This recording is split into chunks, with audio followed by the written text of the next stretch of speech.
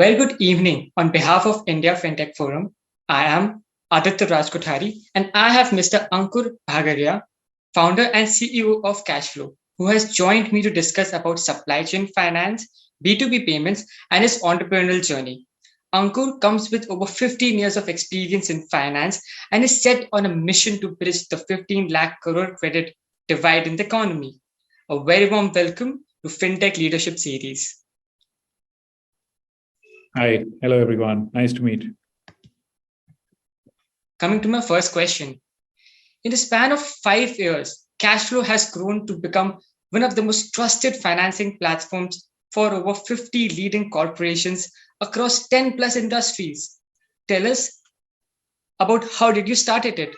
How did you identify the problem in the corporate supply chain financing? Sure. Thank you so much for having me.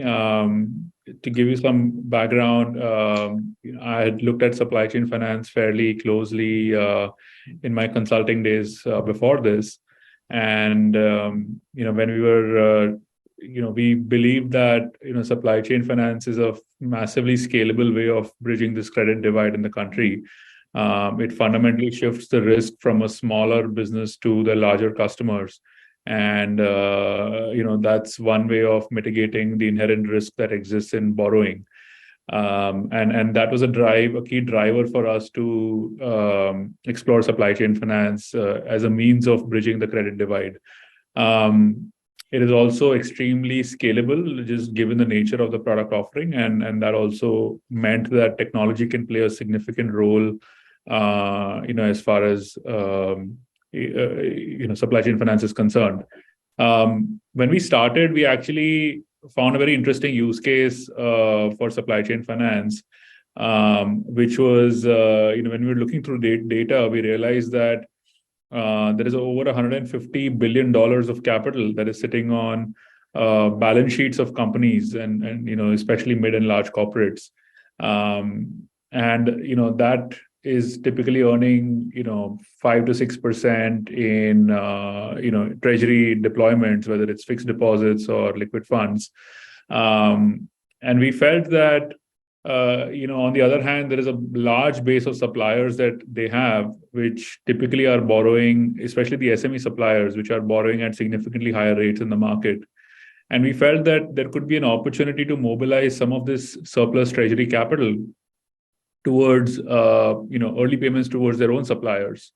And by doing that, you're effectively unlocking a significant portion of this surplus capital in the economy, which can complement everything that the banks and NBFCs are doing, right? So in a way, it helps expand the pie, and we've seen tremendous amount of success with that model over the last few years. But that was a big, motivator initially when we started off. Great. Globally, supply chain finance volume has grown significantly in the recent years, reaching a total valuation of $1.8 trillion in 2021, as per World Supply Chain Finance Report. What does the supply chain financing funding landscape look like in India? Look, I think it's rapidly growing. First of all, I think, my numbers might be a little dated, but last when we looked at this, just vendor financing alone was roughly a 60,000 crore market in India. And a lot of fintechs, including Treds for that matter, are really accelerating the growth of this, right? So, we are very bullish on, how this is going to grow because, even recently you will hear this, but every lender wants to build a larger supply chain finance portfolio. And those are very strong tailwinds for even fintechs operating in the space.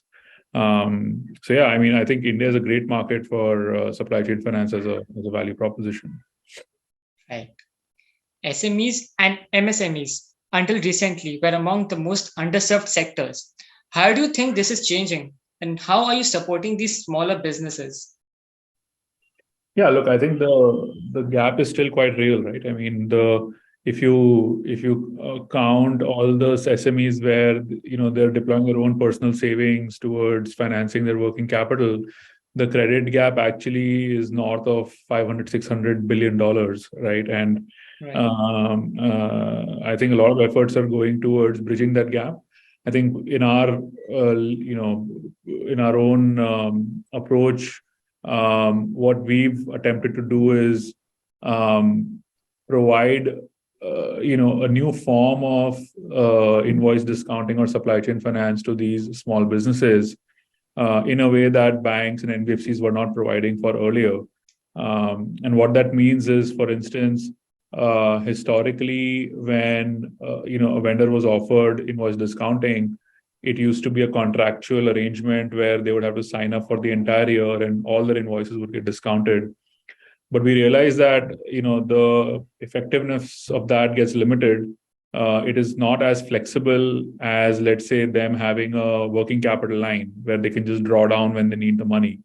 So what we did was we innovated on that and we created an invoice discounting product that effectively acts like a working capital line, where the supplier or the SME can simply draw down and use how much ever money they need to make their own vendor payments, to settle their employee salaries, and they only pay for interest for the amount that they've drawn down.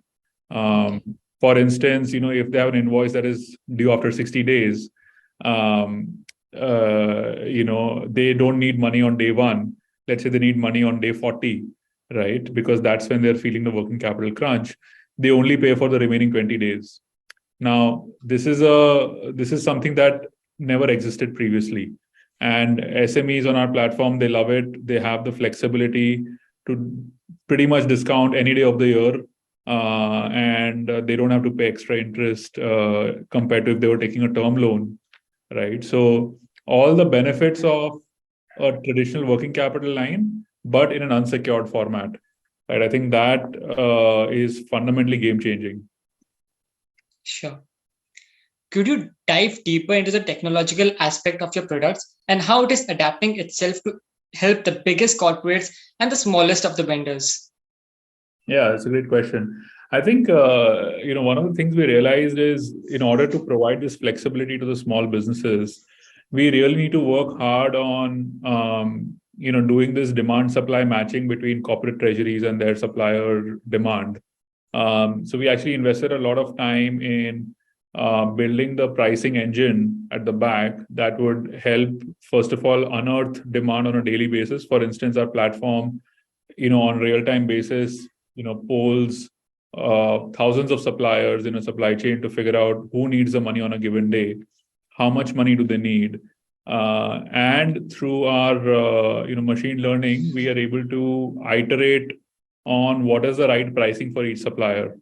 And there are well over 500 data points that go into deciding that pricing. But one of the key factors is, okay, what is the available capital on one side and how much is the demand on the other side? So much like some of these cab aggregators, how they're sort of figuring out how to solve for demand supply. In a way, we are solving for demand supply gaps for invoice discounting. So that's where technology is playing a super critical role, and it keeps learning as we go along. So we have a lot of data on. We're able to analyze at a sector level, at an industry level, what are the typical rates at which each borrower is willing to borrow, and then personalize the rates to each entity accordingly. So we've seen that to drive significant adoption compared to having like a one-size-fits-all approach. That's quite interesting. CashFlow is so much more than supply chain financing. Could you elaborate on CashFlow's journey to becoming an end-to-end B2B payments interface? Yeah, look, I think it's as we've spent time in the market looking at how do we bridge this credit gap. I think we've also realized that buyers and suppliers have a fundamental need for streamlining their payment processes, and that is a need that is still unfulfilled despite all these years. A lot of innovation in payments, of course, has happened on the consumer side and consumer to business side of things, but the B2B market, the more traditional companies have not seen the same kind of innovation happening in their own supply chains. So I think we were just simply responding to customer demand, and we decided to sort of offer them a more holistic, product where they can streamline their payment processes and at the same time also run supply chain finance in a more scalable manner, right? So so I think that's something that we've been working on, for the past many months, and we're beginning to see fantastic success coming in there, and I think we're quite excited about its potential going forward. Great. How do you think the platform and the industry's response to supply chain financing has evolved during the last 5 years? Oh, I think it's absolutely. I think the demand is definitely exploding, right? I think if you see all the work that's happening on the channel financing side in the market, there is a massive push by corporates wanting to, offer their distributors, dealers access to capital.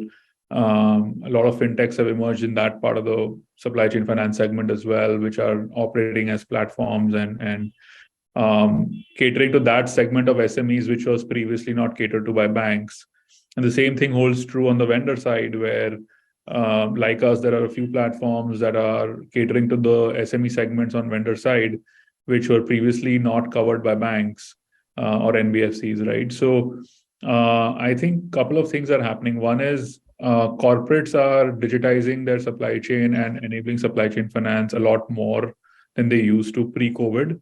COVID, of course, had a big role to play in that, where the corporates want to strengthen their own supply chains, ensure there are no liquidity issues with their suppliers. At the same time, they also want to push sales and provide liquidity to their channels. I think the second is banks and NBFCs have woken up to this opportunity in a much bigger manner. I think just recently there was an article that talked about how some of India's largest domestic banks are really doubling down on supply chain finance.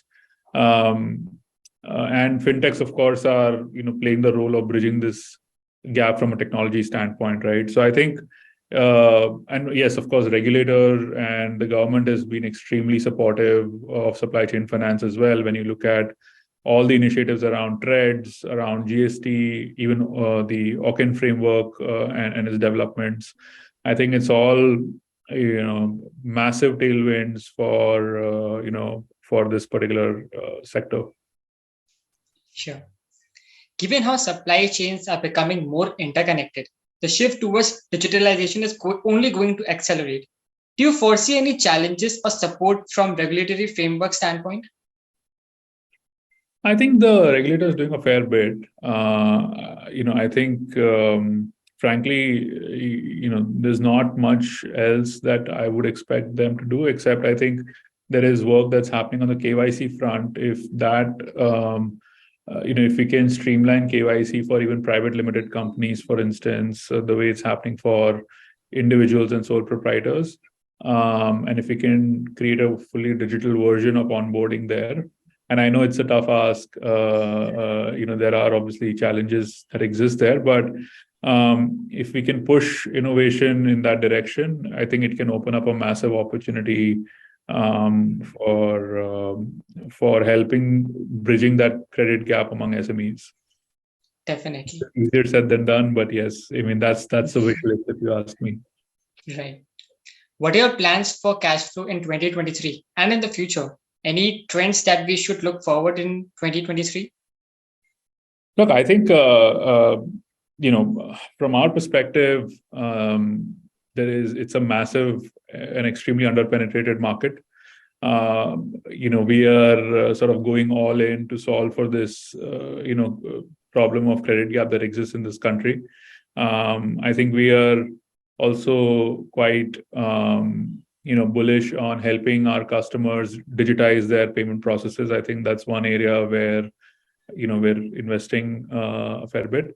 So yeah, I think net from our perspective, we've been growing literally 10x year on year. We expect to grow 10x in the coming 2 years as well, and that's what's that's something for all of us to look forward to, I guess. That's quite exciting to hear. Thank you. Thank Mr. Ankur Bhageria, founder and CEO of CashFlo, for sharing his valuable insights on supply chain finance, B2B payments, and his entrepreneurial journey. Have a great week ahead, sir. Thank you so much. Thanks for having me.